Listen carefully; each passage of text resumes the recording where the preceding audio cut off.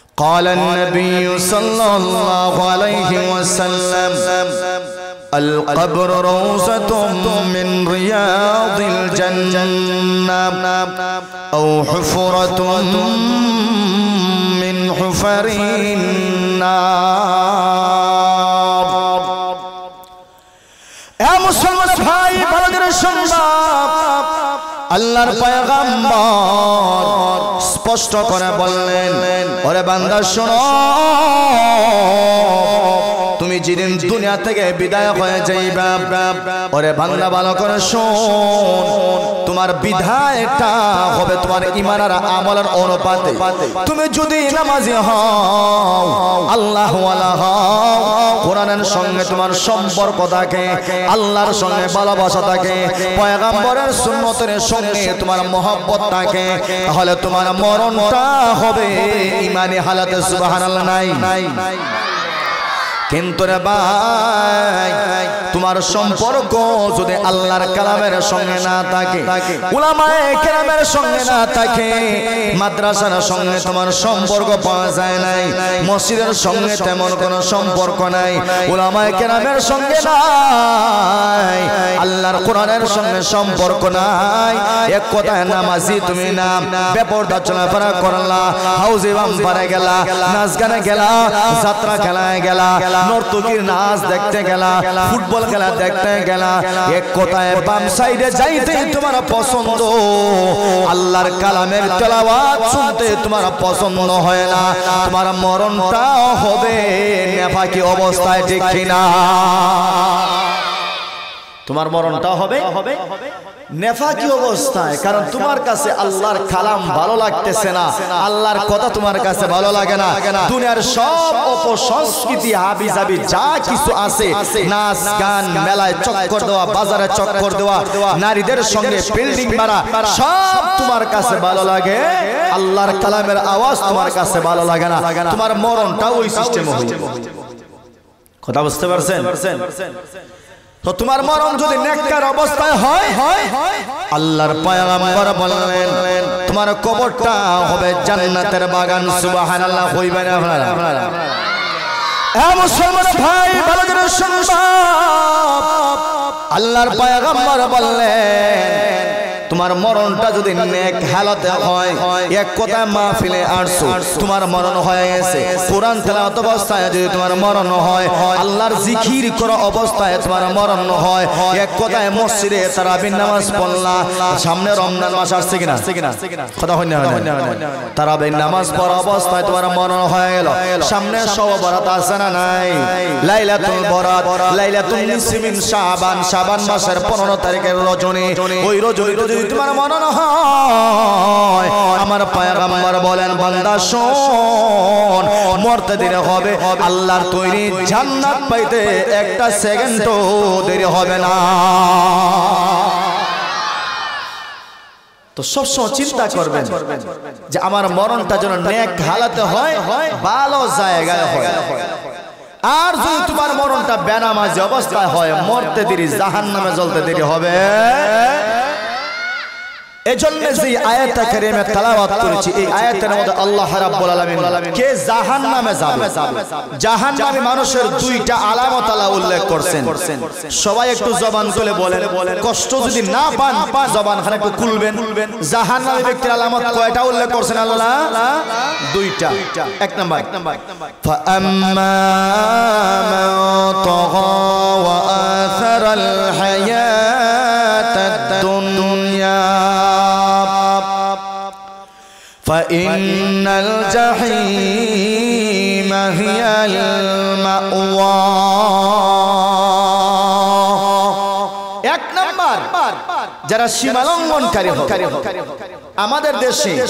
সীমালঙ্ঘন যারা করে যেমন ধরেন আমার বাড়িতে একজন কর্মচারী আমি রাখলাম আলহামদুলিল্লাহ আপনারা তো মোটামুটি সম্ভ্রান্ত এলাকার মানুষ দামি এলাকা একজন কামলা একজন কর্মচারী যদি আপনার কথা না মানে আর সীমাটা লঙ্ঘন করে আপনারা রাগ করতেন কথা হয় না মেজাজ গরম হইব নি এমন মেজাজ গরম হইব তারে আর চাকরিতে রাখতে না তোমার মতো কামলার দরকার নাই তুমি চলে দাও কথা কই না কেন ঠিক না বেটি সীমালঙ্ঘন আল্লাহ বললেন ফাআম্মা মান তাগা যারা সীমালঙ্ঘন করে তারা যাবে কোথায় জাহান্নামে সীমালঙ্ঘনকারী কাকে বলা হয় ভাই যেমন ধরেন আজকে কেন ওয়াজ হইতেছে আমি আপনাদেরকে বারবার বলতেছি আল্লাহর কালামের সাথে মহব্বত রাখেন মসজিদের সাথে ভালোবাসা রাখেন উলামায়ে কেরামের সাথে ভালোবাসা রাখেন নামাজ পড়েন রোজা রাখেন এই যে আপনারা আমার কথা শোনার পরে নামাজি হইলেন কালামের সাথে মহব্বত রাখলেন উলামায়ে কেরামকে ভালোবাসেন ছাত্রদেরকে ভালোবাসেন মাদ্রাসা ভালোবাসেন আলহামদুলিল্লাহ কিন্তু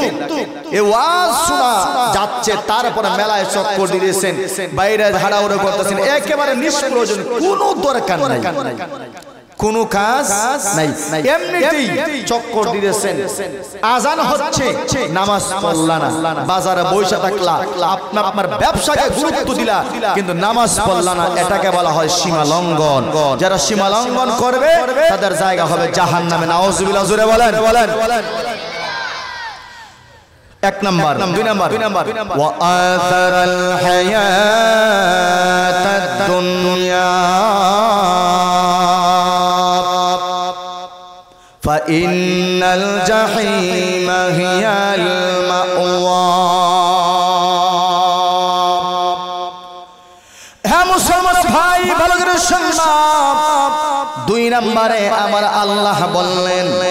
যারা দুনিয়ার জীবনটাকে যারা প্রাধান্য দিবে হে মুসলমান শোনো আমার আল্লাহ রাব্বুল আলামিন বলেন যারা আখিরাতের জীবনটাকে দুনিয়ার উপরে প্রাধান্য দিবে তারা না বরং যারা আখিরাতের জীবনটাকে পরকালের জিন্দেগিটাকে যারা দুনিয়ার উপর প্রাধান্য দিবে তারা হলেন নেককার আর যারা আখিরাতের জীবনের উপরে দুনিয়াটাকে মনে করবে আমার আসল দুনিয়ার টাকা দুনিয়ার বাড়ি দুনিয়ার গাড়ি আমার বিল্ডিং আমার অট্টালিকা যারা মনে করবে এটাই হলো আমার আসল এক কথায় আযান হয় নামাজে আসে না রমজান মাসে তারাবির নামাজ হয় পরে বসে ইফতার করে ঘুমায় যায় তারাবির নামাজ পড়ে না এরকম মুসল্লি আছে না নাই আপনারা আমার কথা বুঝুন না আপনারা তো কেউ কথা কইরা না খালি শুধু বাচ্চা যারা সামনে আছে তারা কথা মানে দায়িত্ব কি এদের উপরে আছে হইলেন প্রকাশ্যে সমস্যা নাই আমিও ছুটি দায়িত্ব যদি তারা দিয়ে এখন আলহামদুলিল্লাহ আপনারা কথা কইবেন ভাইরা লাগতো না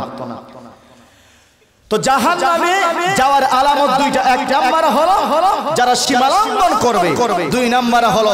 যারা আখিরাতের উপরে দুনিয়ার জিন্দেগিটাকে প্রাধান্য দিবে অর্থ হলো আযান হইছে আমার নামাজ দরকার নাই আমার ব্যবসা দরকার আযান হইছে আমার নামাজ দরকার নাই আমার সিএনজি চালানো দরকার আযান হইলো আমার নামাজ দরকার নাই আমার আগে ফুসকা বেচা দরকার এখানে ওয়াজ হইতেছে কোরআনের আলোচনা হচ্ছে আল্লাহর কথা বলা হচ্ছে নবীজির কথা বলা হচ্ছে দ্বীনের শিক্ষার কথা বলা হচ্ছে কোরআনের কথা বলা হচ্ছে মাদ্রাসার গুরুত্বের কথা বলা হচ্ছে তারপরও আপনি মেলার মধ্যে চক্কর মক্কর দিদাসুন বইতেছেন এগুলা শুনতেছেন না মনে করবেন আপনার কাছে আল্লাহ এবং আল্লাহর কালামের মহব্বত নাই মাদ্রাসার ভালোবাসা নাই ওয়াজ মাহফিলের ভালোবাসা নাই হুজুর এগুলা ভরে রাখেন আগে আমার মেলার মধ্যে কিছু চক্কর মক্কর দিয়াই ফুসকা ডাইলের বড় যা কিছু আছে এগুলা আমি খাই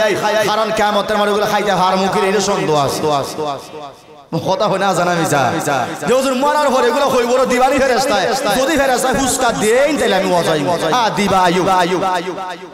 কথা হয় না ফেরেশতা কইব ফুসকা দিতা নাই মা মনে যা চা তাই খাইবা যদি তোমার কবর জান্নাতের বাগান হয় সুবহানাল্লাহ হইতা না আপনারা যদি আপনার কবরটা আল্লাহ জান্নাতের বাগান বানায় দেন আপনি যদি জান্নাতে যান মনে যা চায় তাই পাইবা সুবহানাল্লাহ নাই কিন্তু হ্যাঁ দুনিয়ায় এই নফসকে আপনি কিছু হইলে কন্ট্রোল রাখতে হয় নফসে চাইছে নর্তকী নাচ দেখতাম না এই দুনিয়াতে নর্তকী নাচ দেখবেন আল্লাহ ফেরেশতায় তোমার জাহান্নামে নাচাইবে কথা হয় না কেন জাহান্নামে এমন এক বাড়ি দিব আর আপনি নাচবা দুনিয়া সুরে ধরলে বাড়ি দিলে সুরে নাচে না কথা হয় না কেন সুরে বাড়ি দিলে আব্বা আব্বা হয় না ফেরেশতা যখন জাহান্নামে দিব তখন আপনি খালি নাচবা ফেরেশতা তখন বলবে কি তারে নাচস কেন কেন নাচো রোজ দুনিয়া তুমি নর্তকী নাচাইছিলা আজকে তোমার আমি নাচাই নাউজুবিল্লাহ কইতা না তো বোঝা গেল জাহান্নামে যারা যাবে